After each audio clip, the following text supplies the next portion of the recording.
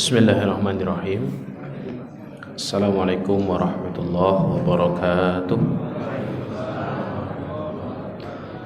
Alhamdulillah wassalatu wassalamu ala Rasulillah wa ala alihi wa sahbihi wa man walah. Asyhadu an la ilaha illallah wahdahu la syarikalah. Asyhadu anna Muhammadan abduhu wa rasuluhu la nabiyya wa la rasula ba'dah.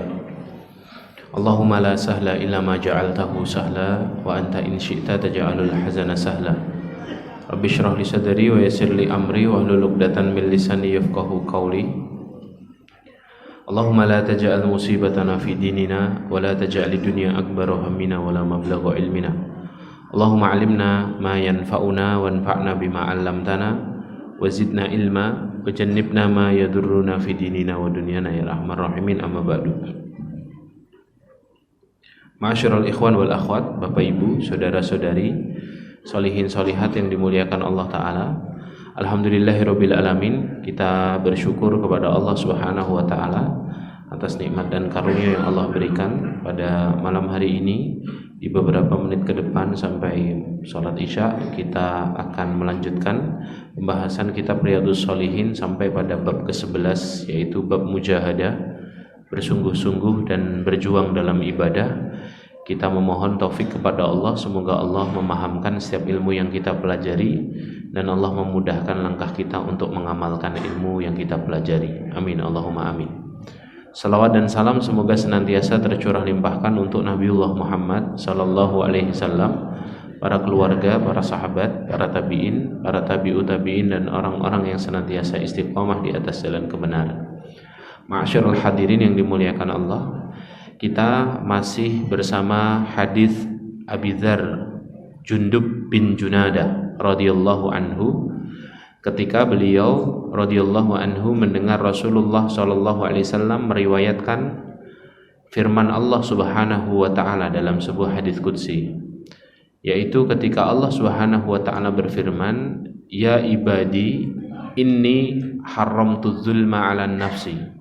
Wahai hambaku, sesungguhnya aku mengharamkan kezaliman atas diriku. Faja'altuhu muharrama, maka aku jadikan kezaliman itu muharrama bainakum, adalah perkara yang diharamkan di antara kalian. Fala tadzalamu, maka janganlah kalian saling menzalimi. Penjelasan hadis ini sudah kita lalui pekan yang sebelumnya, yaitu kita tahu bahwa kezaliman adalah dosa yang diharamkan oleh Allah Subhanahu wa taala atas dirinya dan atas hamba-hambanya. Ketika Allah mengharamkan atas dirinya, berarti ini penegasan bahwa kezaliman itu perkara yang besar, yang tidak akan berhenti pada urusan dunia, tapi juga akan diungkit oleh Allah Subhanahu wa taala dalam perkara-perkara akhirat. Kemarin sudah kita bahas bahwa kezaliman itu seringnya mengangkat 3 topik. Yang pertama adalah urusan nyawa atau darah. Yang kedua adalah urusan harta atau amwal. Yang ketiga adalah urusan kehormatan atau a'rad. Ya, dan ketiga-tiganya ini paling banyak dilanggar oleh manusia.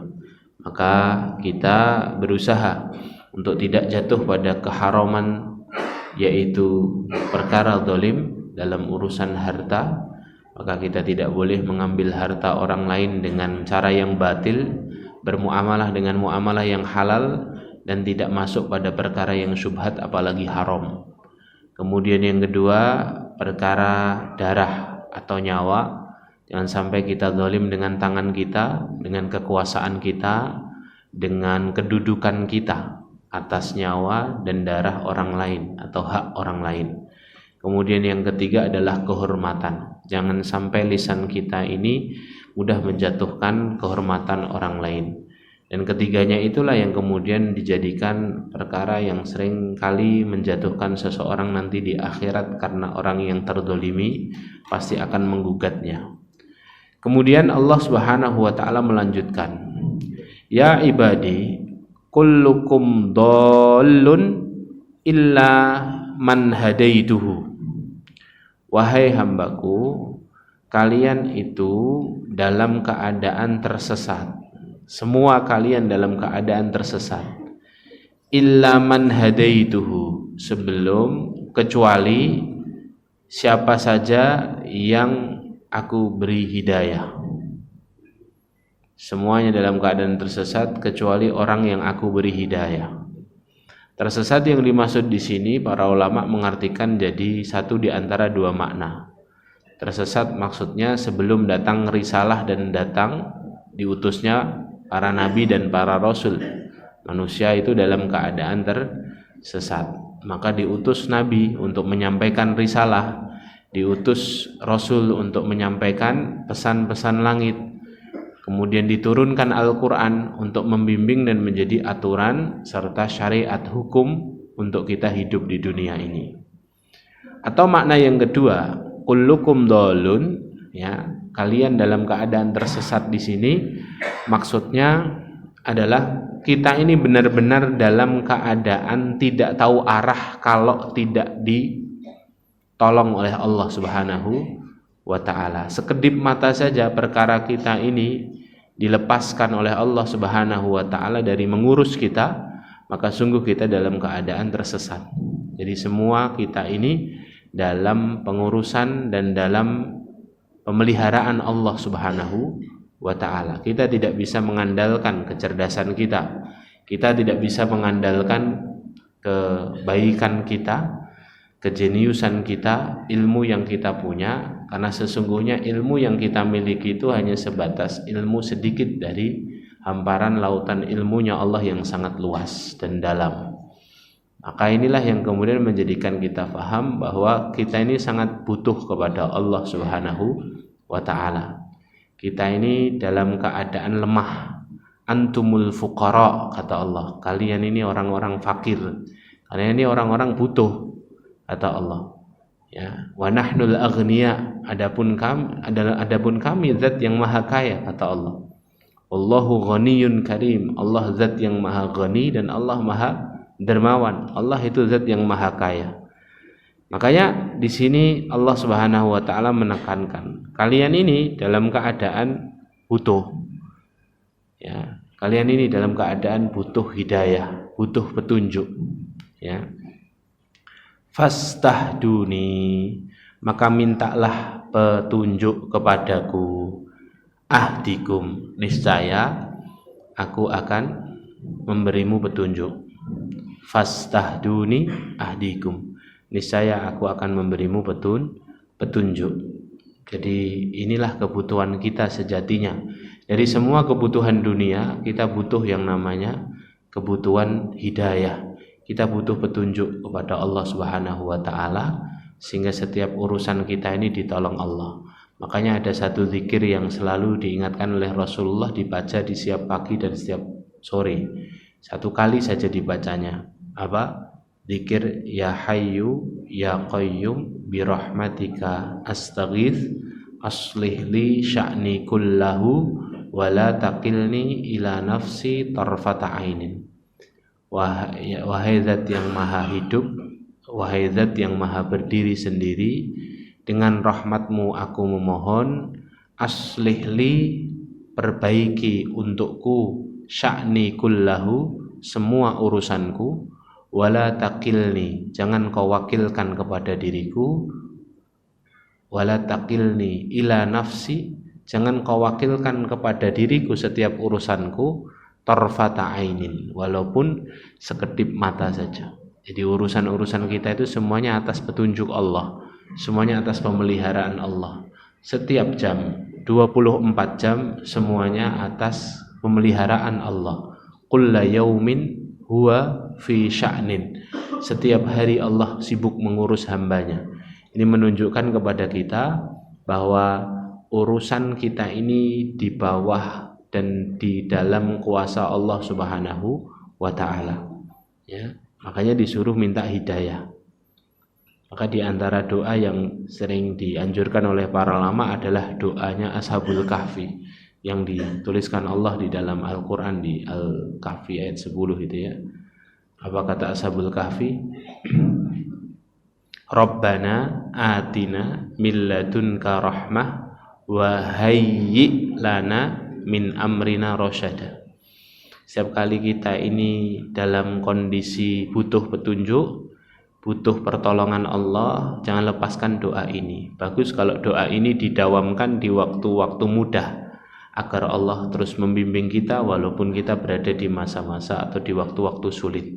Rabbana atina, ya Allah, limpahkan kepada kami min ladunka, dari sisimu, rahmatan, rahmatmu, wa hayyi lana, dan perbaiki, persiapkan, hayyi lana min amrina, dari semua urusan-urusan kami, rasyada, selalu berada di atas petunjuk.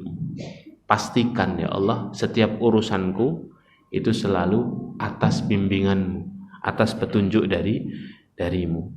Ya. Kadang-kadang kita ini berhenti melakukan sesuatu padahal itu satu rutinitas, karena memang Allah tunjuki kalau kita melakukan hari itu kita celaka. Makanya Allah rem kita untuk tidak melakukan itu, Allah alihkan kita pada pekerjaan lain. Kadang-kadang kita ini melewati satu jalan, padahal kita tidak tahu jalan itu jarang sekali kita lewati. Tapi hari itu tiba-tiba kita cenderung pingin lewat jalan itu. Itu bisa jadi cara Allah Subhanahu wa taala untuk menyelamatkan kita, misalnya dari zina mata. Atau mungkin Allah ingin menyelamatkan kita dari musibah yang seharusnya mengenai kita.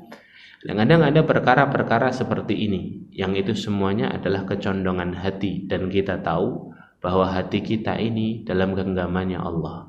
Inna quluba bani Adam baina isba'aini min asabi'ir rahman, kata Rasulullah SAW dalam sebuah hadis yang sahih, sesungguhnya hatinya manusia ini ada di antara jari jemarinya Ar-Rahman, yusarrifuhu haitsu yasha, Allah lah yang berkehendak membolak-balikkan hati manusia itu haitsu yasha, sesuai dengan kehendaknya Allah Subhanahu wa taala.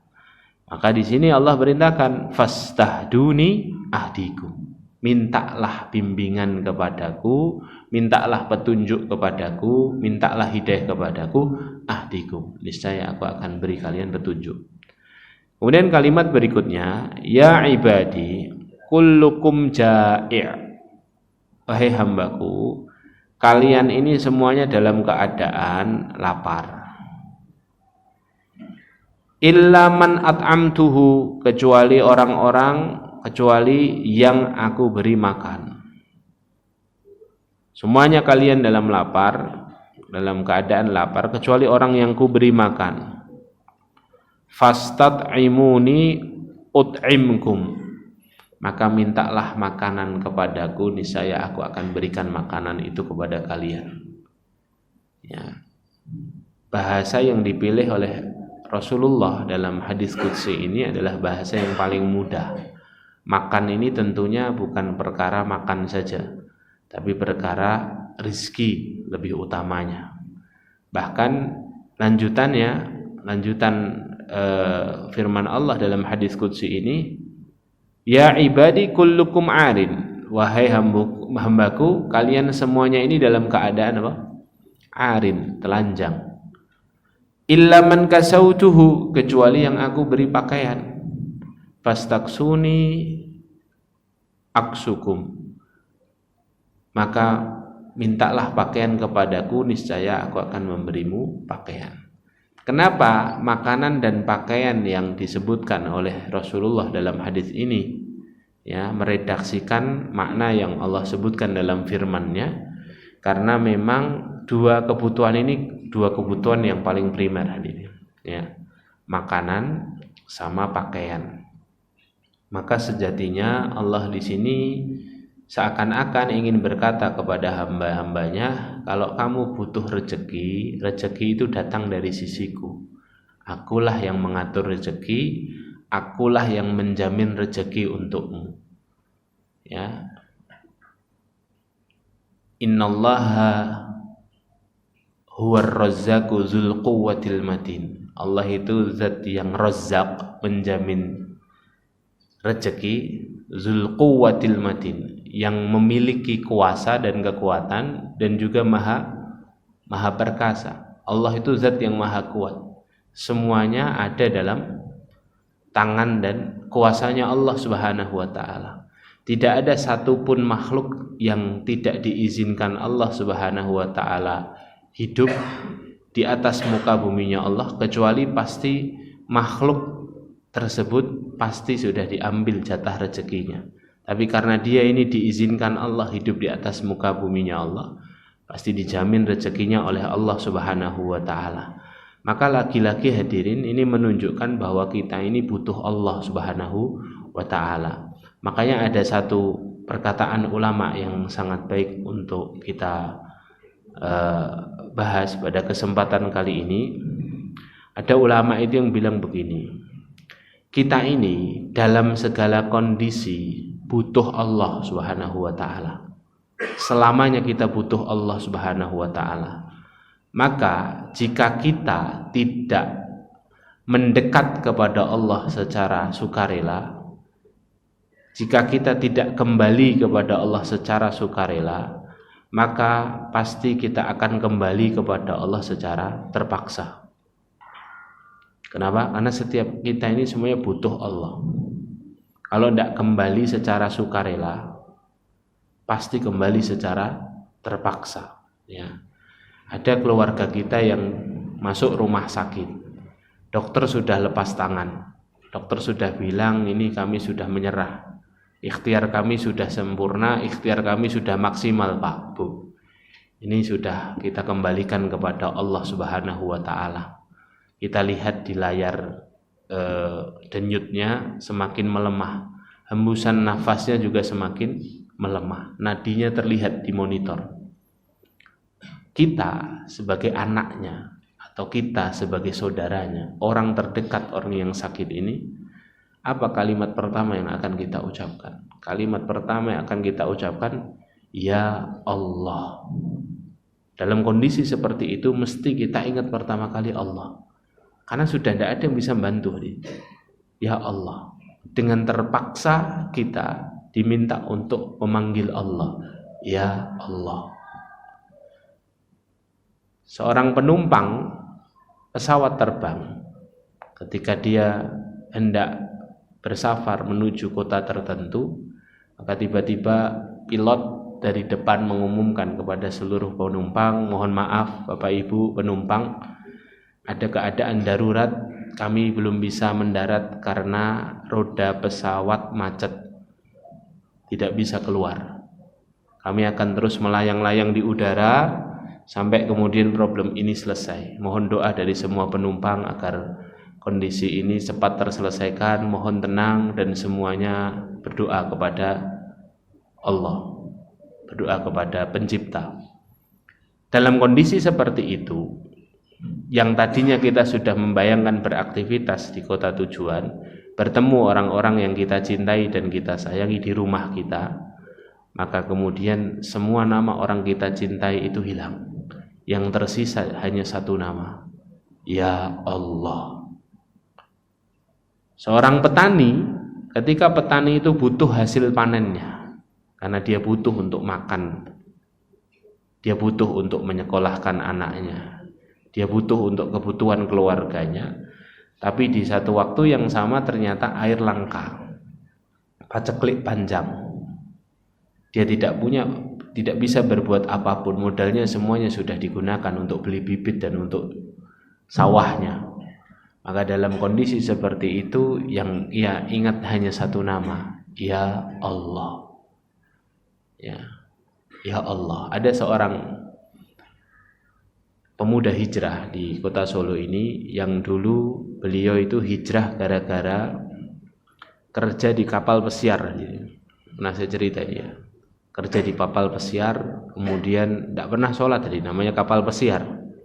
Kapal pesiar itu kapal yang kalau berlayar itu sampai setengah tahun. Ya, kapal-kapal besar itu, kapal-kapal yang orang-orang kaya yang naik setengah tahun, hanya minggir ke negeri A, negeri B, sepanjang tahun itu berlayar. Dan dia bekerja di situ sebagai ya stafnya. Ya, ada yang jadi tukang bersih-bersihnya, ada yang jadi mekaniknya, ada yang jadi tukang tukang teknisi listriknya dan lain sebagainya. Nah kawan kita ini Masya Allah ya, dia setiap hari kerja, sholat itu harus sembunyi-sembunyi karena bosnya atau atasannya ini seorang kafir. Sholat Jumat tidak pernah hadir, nggak ada sholat Jumat sepanjang tahun, dia tidak pernah sholat Jumat, dan hari-harinya habis untuk membersihkan kotoran orang-orang tua yang dititipkan oleh anaknya, yang mana orang-orang tua, orang-orang Eropa, orang Barat itu kalau bapak atau ibunya sudah tua renta, sudah mau mati, ya itu diikutkan kapal pesiar ini agar mati di laut. Kenapa? Karena bisa diklaim asuransinya. Ya, jadi yang bersihkan ya ini anak-anak kabin ini, ya, yang pelayan-pelayannya ini. Jadi habis waktunya untuk mencari dunia seperti itu. Memang bayarannya dolar, tapi kemudian kerjanya sangat keras seperti itu. Sampai dia mengalami satu masa yang sangat kering, satu masa yang sangat butuh saman ruhani, karena yang disiram hanya jasadinya saja. Dan di kapal seperti itu lekat sekali dengan yang namanya khomer, lekat sekali dengan yang namanya zina, judi dan lain sebagainya. Ya, walaupun dia hanya pelayan, hanya staf, tapi dia tetap mencicipi sisa-sisa penumpang itu mesti ada. Sampai suatu hari, Masya Allah tabarakallah, ya, beliau ini naik ke atas kapal dalam kondisi kapal yang ketika itu sedang terombang-ambing, ya, dan kemudian ombaknya itu ombak yang sangat tinggi, 6 meter, 7 meter gitu, ya. Kemudian petir itu menyambar-nyambar, hujan, badai. Dia coba naik, kemudian dia lihat hamparan laut yang sudah mulai gelap itu, ya, sangat luas sekali, sepanjang mata memandangnya itu lihat laut. Sedangkan dia naik dia dongakkan kepalanya ke atas itu, dia lihat hamparan langit yang begitu luas. Sampai kemudian terus dia gara-gara melihat seperti itu dia dapat hidayah dari Allah. Ya Allah, untuk apa saya terus hidup di dunia ini kalau hanya terombang-ambing di atas lautmu seperti ini? Tidak pernah Jumatan, tidak pernah sholat, tidak pernah ini, tidak pernah itu, jauh dari keluarga, jauh dari Allah. Sampai akhirnya dia putuskan pensiun, dia putuskan untuk banting setir, hadirin. Kemudian hari ini Masya Allah, saudara kita ini punya usaha barbershop, hadirin. Jadi selama di atas kapal itu suka motong rambutnya kawan-kawannya, sampai kemudian punya barbershop. Barbershopnya itu dinamakan Friday 99, hadirin. Antum cari di Solo sama Sukarjo ini, ada di barbershop ini. Friday itu maksudnya Jumat. 99 itu Asmaul Husna. Kenapa? Karena dia selama hidup di atas kapal tidak pernah Jumatan. Dia ngasih nama barbershopnya Jumat itu karena itu yang sangat dirindukan. Ya, sholat itu sesuatu yang sangat dirindukan. Orang kalau sudah terombang-ambing di atas lautan, tidak ada yang dia ingat kecuali Allah. Maka benarlah apa yang dikatakan ulama tadi. Dalam seluruh waktu kita itu kita butuh Allah. Jika kita tidak kembali kepada Allah secara sukarela, kita pasti akan kembali kepada Allah secara terpaksa. Ya, maka jangan paksa Allah Subhanahu wa taala untuk memaksa kita agar kita kembali. Kembalilah sebelum Allah Subhanahu wa taala menjadikan kita terpaksa kembali. Ya, segeralah kembali kepada Allah Subhanahu wa taala. Hadirin muliakan Allah, rezeki sudah. Kemudian ya ibadi innakum tukhti'una bil-laili wan-nahar wa ana aghfiru dzunuba jami'a. Wahai hambaku, kalian ini selalu melakukan kesalahan, dosa, maksiat, bil-laili wan-nahar, di malam hari dan di siang hari. Wa ana aghfiru dzunuba jami'an, dan aku mengampuni semua dosa kalian. Sepanjang hari dan sepanjang malam kau berdosa, ana aghfiruz dzunuba jami'a, aku ampuni semua dosa kalian. Ini maha rahmahnya Allah, ya, maha sayangnya Allah, santunnya Allah kepada hambanya.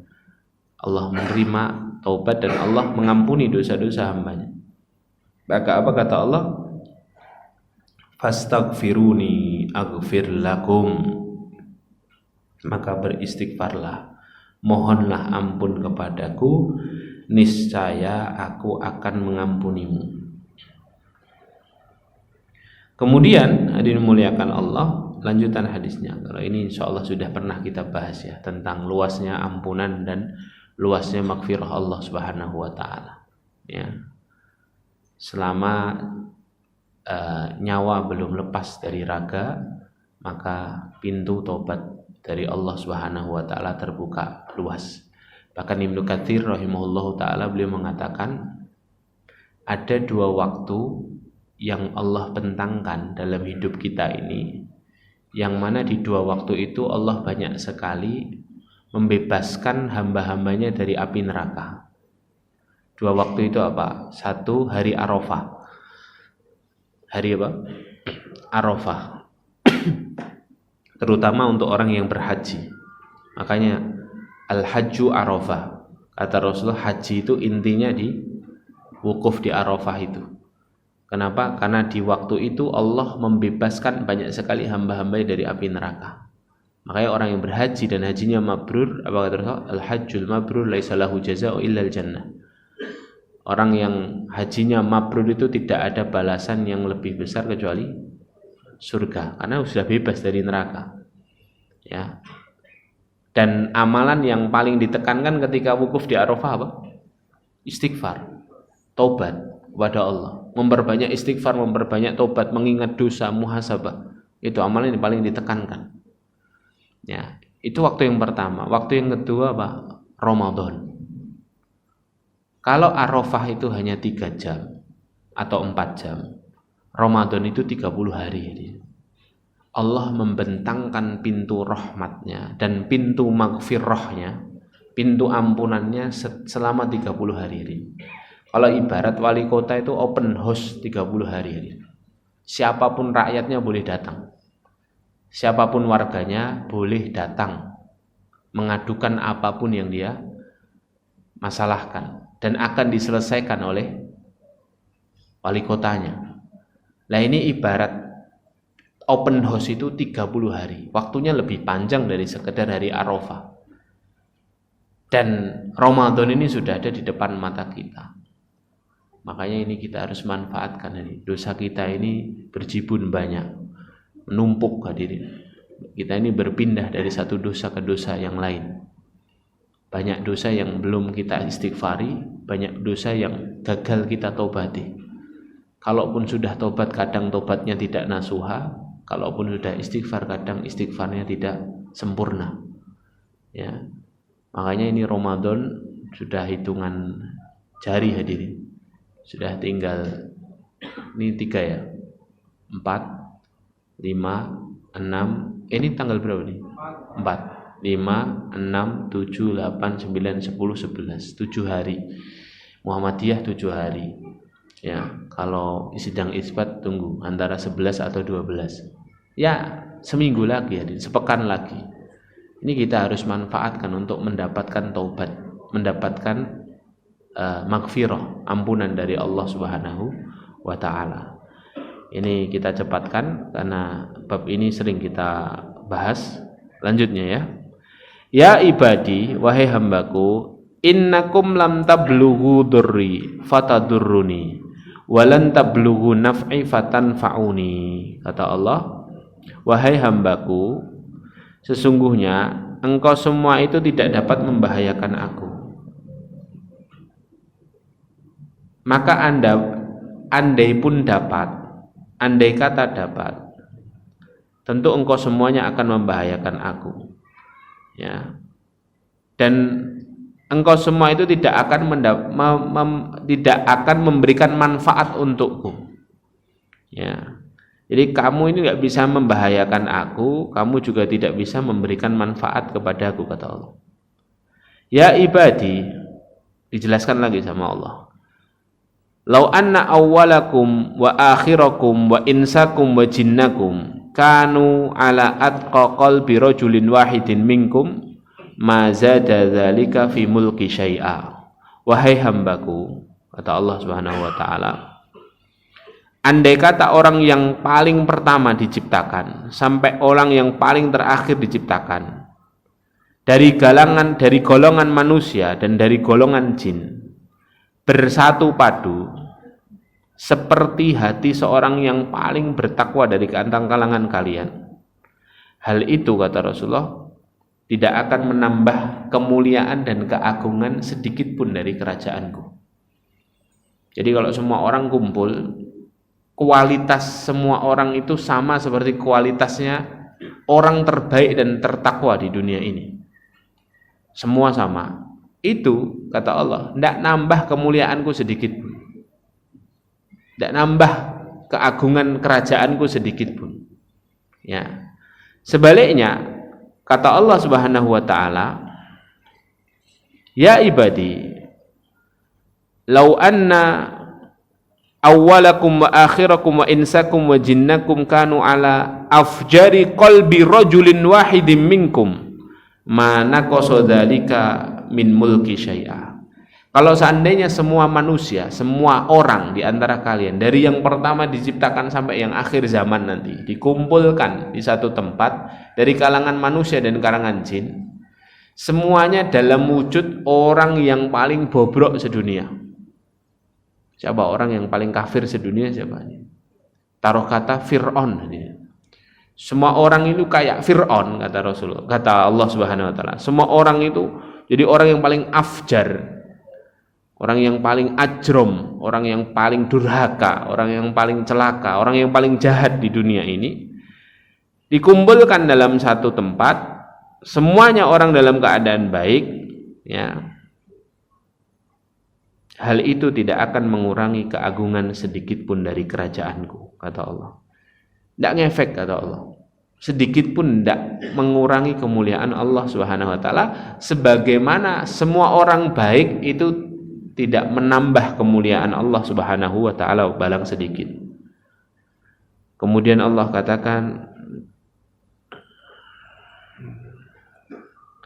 ya ibadi, wahai hambaku, lau anna awwalakum wa akhirakum wa insakum wa jinnakum qamu fi sa'idin wahid. Seandainya semua orang dari yang pertama sampai yang terakhir dari kalangan jin maupun manusia berkumpul di sebuah lembah, sebuah bukit, sa'aluni, mereka semuanya meminta kepadaku, berdoa kepadaku, fa'a'taitu kulla insanin mas'alatahu, niscaya aku akan berikan setiap manusia apa yang dia inginkan. Semuanya aku kabulkan doanya. Semuanya aku kabulkan doanya. Mana qasadzalika mimma ini, dan itu semua sama sekali tidak mengurangi kemuliaanku sedikit pun. Illa kama yanqusul mikhyat idza udkhilal bahr. Kecuali hanya seperti jarum yang dicelupkan ke dalam lautan. Ini bahasa yang disederhanakan oleh Allah Subhanahu wa taala agar mudah kita fahami. Tapi kita semuanya harus beriman kepada Allah bahwa ilmunya Allah, karunia-Nya Allah, kemuliaan Allah lebih luas daripada lautan. Lebih luas daripada lautan, tidak bernilai. Ya, tidak terhingga. Nah, itu Allah ibaratkan apa? Kalaupun semua orang minta kepada Allah, dikabulkan semuanya sama Allah. Dikabulkan, setiap permintaan apa saja dikabulkan, dari yang pertama sampai terakhir, itu sama sekali tidak mengurangi kemuliaanku, kata Allah, tidak mengurangi keagunganku, kecuali seperti jarum yang dicelupkan kemudian diangkat. Tersisa tidak tersisa. Lautnya masih utuh, hadirin. Itu laut, tapi laut tidak mewakili, ya, kerajaan dan kemuliaan serta kuasa Allah Subhanahu wa taala. Ini bahasa mendekatkan pemahaman kita saja, ya, bukan menggambarkan. Ya ibadi, wahai hambaku, innama hiya a'malukum uhsiha lakum summa uwaffikum iyyaha.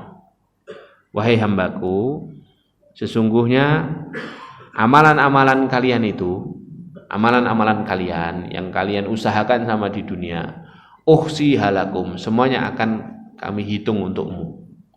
Akan aku hitung, semuanya akan aku catat, aku hitung. Ya. wa uwaffikum iyyaha, dan semuanya akan aku balas sesuai dengan amalannya. Ini menunjukkan bahwa Allah Subhanahu wa taala itu zat yang tidak hanya adil, tapi Allah itu zat yang maha baik. Ya. Jadi Allah itu untuk rahmatnya, untuk memasukkan hamba ke dalam surga, Allah itu tidak menggunakan keadilannya, tapi Allah menggunakan kebaikannya. Karena kalau kita ini masuk surga karena keadilan Allah, ya kita masuk surga sesuai dengan lamanya kita beramal soleh saja. Kalau panjenengan sekarang 50 tahun, baru mulai sholat 20 tahun, ya masuk surganya 20 tahun toh. Setelah itu dikeluarkan. Ya, kalau pakai maha adilnya Allah saja. Tapi Allah itu memasukkan hamba ke dalam surga itu dengan kemahabaikan Allah, rahmahnya Allah ke dalam surga. Tapi Allah kalau memasukkan hambanya ke dalam neraka, Allah menggunakan kemahaadilannya. Allah tidak mungkin zalim. Allah nggak mungkin zalim. Rinci Allah itu. Uhsiha lakum, aku hitung, aku catat untuk kalian. Surah Al-Kahfi ayat 48. Wa wudi al-kitab, dan ketika catatan amal telah dipegang oleh pemiliknya masing-masing. Jadi nanti setelah hisab selesai hadirin, catatan amal itu semuanya diterbangkan sama Allah menemui pemiliknya, dan mudah bagi Allah seperti itu. Sebagaimana mudah bagi seorang, ya walillahil matsalul a'la, ya tidak bisa dimisalkan. Tapi kalau manusia saja nyari alamat, tukang JNE itu loh, nyari alamat sak bundet-bundetnya tetap bisa dapat kan? Ya, cuman dikasih nama kampung RT 2 RW 3. Ya, nama, nomor HP, sampai hadirin. Nah, maka mudah bagi Allah Subhanahu wa taala untuk menerbangkan catatan amal ini dan kemudian menemui pemiliknya masing-masing. Maka orang-orang yang salih akan memegangnya dengan tangan kanan, orang-orang yang tolih, orang-orang yang ahlul maksiat, orang-orang yang fajir akan memegangnya dengan tangan kiri. Kemudian orang-orang ahlul maksiat ini akan berkata, apa? Kata Allah Subhanahu wa taala, wa wudi al-kitabu fataral mujrimina musyfiqina mimma fi. Maka kamu akan melihat orang-orang mujrim, dosa, orang-orang yang ingkar sama Allah, musyfiqin, mereka merasa takut, mimma fi, atas apa yang mereka pegang. Karena mereka sadar, pegang pakai tangan kiri ini mesti masalah nih. Karena mereka sudah tahu kabar itu di dunia. Ada ashabul yamin, ada ashabus shimal. Ashabul yamin yang megang pakai tangan kanan, ashabus shimal ya megang pakai tangan kiri. Mereka sudah ketakutan tuh, belum buka saja sudah ketakutan. Kemudian mereka coba buka buku catatannya. Apa kata mereka? Ya, orang-orang mujrim ini apa katanya? Orang-orang mujrim ini terus berkata, wa yaqulun ya wailatana ma li hadzal kitab. Sungguh aduhai celaka kita. Ya wailatana, celaka kita. Ma li hadzal kitab. Kitab macam apa ini? Enggak ada model kitab yang enggak ada tiponya kayak gini. Ini kitab betul-betul lengkap. La yughadiru shaghiratan wala kabiratan illa ahsaha. Tidak luput sedikit pun yang kecil maupun yang besar kecuali semuanya tercatat lengkap. Illa ahsaha. Seperti kalimat hadis ini. Pakai kata ahsa. Ahsa yusi itu artinya terhitung. Kata Allah tadi, Pak, uhsiha lakum. Aku hitungkan untuk kalian. Ya, summa uwaffikum iyyaha. Kemudian aku balas sesuai dengan perhitungannya. Ya. Kemudian kata orang mujrimnya, Pak, la yughadiru shaghiratan wala kabiratan illa ahsa. Tidak ada yang kecil dan besar kecuali semuanya ada di dalam buku kita ini. Detail, per detik, per menit, hari apa, tanggal berapa, tahun berapa, semuanya lengkap. Kemudian apa? Kata Allah, wa wajadu ma amilu hadira. Dan mereka mendapati apa yang mereka amalkan selama di dunia hadir. Semuanya tercatat lengkap, hadir. Ada semua dalam buku itu. Kemudian apa tutup Allah? Wala yadlimu rabbuka ahada. Dan Rabbmu tidak pernah zalim kepada seorang hambanya sekalipun. Tidak ada yang pernah dizalimi Allah. Jadi ya, kita masuk surga itu karena rahmat dan maha baiknya Allah. Kalau ada orang masuk neraka itu karena maha adilnya Allah. Allah tidak mungkin zalim. Apa yang kita tanam itulah yang kita akan panen. Faman wajada khaira falyahmadillah. Barang siapa yang mendapati amalan-amalan yang baik, amalan yang saleh, falyahmadillah, maka ucapkanlah alhamdulillah. Jadi kita selesai beramal saleh kayak gini ini, ya puji Allah, karena kita tidak mampu ini semuanya kecuali dengan kebaikan Allah Subhanahu wa taala. Bahkan kalimatnya para penghuni surga nanti ketika masuk surga, kalimat hamdalah kan, alhamdulillahilladzi hadana lihadza. Segala puji bagi Allah yang menunjuki kami di jalan ini, lihadza. Wa ma kunna linahtadiya, kami sama sekali tidak mungkin bisa dapat petunjuk seperti ini. Wa ma kunna linahtadiya laula an hadanallah. Kalau seandainya Allah tidak menunjuki kami tidak mungkin sampai ke gerbang surga ini tanpa petunjuk Allah. Jadi falyahmadillah, hendaknya dia memuji Allah. Wa man wajada ghaira dzalik, kalau nanti di akhirat yang dia dapatkan bukan kebaikan. Ini lihat, maha santunnya Allah dengan bahasanya, dan santunnya Rasulullah SAW dengan redaksinya. Kalau baik disebut khairon, tapi kalau buruk tidak disebut waman wajada syarron gitu. Tapi waman wajada ghaira dzalik. Dan barang siapa yang menjumpai selain kebaikan, berarti apa? Keburukan. Artinya apa? Allah itu tidak mau hambanya itu buruk. Karena bahkan untuk keburukan Allah tidak tegas mengatakan syarron. Waman wajada ghaira dzalik, barang siapa yang mendapatkan selain kebaikan, fala yalumanna illa nafsah, maka janganlah dia mencela siapapun kecuali dirinya sendiri. Dah selesai sampai sini. Kenapa kok tidak boleh mencela siapapun? Karena ya tadi, dia itu celaka juga karena dirinya sendiri. Makanya kalimat-kalimat di dalam Al-Quran itu, orang-orang yang berdosa itu kan orang-orang yang mendolimi diri sendiri sejatinya. Kenapa mendolimi diri sendiri? Ya nanti di hari akhirat dia sedang mencelakai dirinya sendiri, ya. Nah, inilah yang kemudian jadi penutup hadis kita ini, ya. Yang kemudian hadis ini adalah hadis yang sangat masyhur di kalangan ahlus Syam. Kata Imam Ahmad, laisa li ahli Syami hadisun asyraf min hadzal hadis. Tidak ada hadis yang lebih mulia dan yang paling direspek sama, yang paling dijaga betul sama ahlus Syam, orang-orang Syam, melebihi hadis ini, hadis yang kita baca barusan ini. Orang-orang Syam itu orang-orang Palestina, orang-orang Suriah, orang-orang terbaik di masa kita dan di sepanjang zaman. Orang-orang Syam itu orang-orang parameter kebaikan, ya. Palestina, Suriah, Yordania, Lebanon itu orang-orangnya orang-orang baik, ya. Maka dikatakan itu oleh para ulama. Hadirin yang dimuliakan Allah, barakallahu fikum. Sampai sinilah kemudian selesai kita bab 11. Alhamdulillahirabbil alamin. Dan ini merupakan pertemuan terakhir ya insyaallah sebelum Ramadan. Begitu nggih? Mas Tamir? Ya. Terakhir artinya minggu pekan depan insyaallah kita sudah masuk Ramadan. Insyaallah kita sambung lagi jika Allah berikan usia dan kesempatan untuk kita sambung insyaallah di bulan Syawal.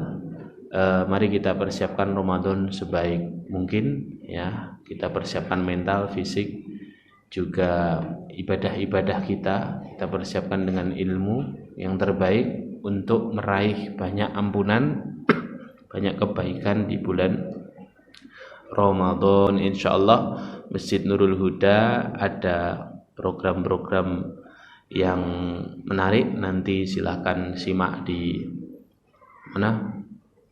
platformnya Nurul Huda di media sosial, ya. Taraweh, buka bersama dan lain sebagainya, nanti silahkan simak. Insyaallah semoga Allah Subhanahu wa taala membalas semua kebaikan dan menerima amalan soleh kita. Amin Allahumma amin. Satu doa yang saya pesankan kepada Bapak Ibu semuanya, hari-hari ini ulangi doa ini terus ya. Semoga kita disampaikan Allah di bulan Ramadan. Doanya begini, Allahumma barik lana fi Rajaba wa Sya'bana wa ballighna Ramadana wal ghazzah fi aman. Ya Allah, berkahi kami di bulan Sya'ban, di bulan Rajab dan Sya'ban, dan sampaikan kami ke bulan Ramadan, dan saat kami di bulan Ramadan pastikan Gaza dalam keadaan aman. Ini doa lengkap hadirin untuk kita dan untuk saudara kita. Kita tentu tidak rela kalau Gaza dalam keadaan seperti itu masuk di bulan Ramadan. Maka doanya jangan egois untuk kita sendiri. Balighna Ramadan wa ghazzatu fi aman. Tambahkan ya, wa ghazzatu fi aman. Barakallahu fikum. Sudah masuk ya waktu Isya, kita tutup dengan bacaan hamdalah dan kafaratul majlis. Alhamdulillahirabbil alamin. Subhanakallahumma wa bihamdika asyhadu an la ilaha illa anta astaghfiruka wa atubu ilaik. Assalamualaikum warahmatullahi wabarakatuh.